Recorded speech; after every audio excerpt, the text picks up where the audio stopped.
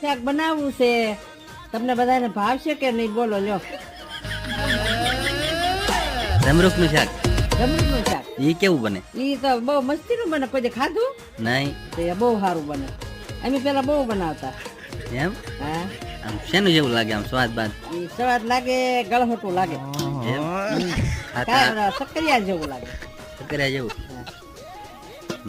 તો હાલો મિત્રો, જોઈએ હવે કેવું બને છે જમરૂખનું શાક. તો જમરૂખ મળવાનું શરૂ થઈ ગયું છે.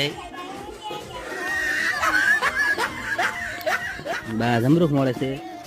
હું માહિર ને રમાડી છે અહીંયા.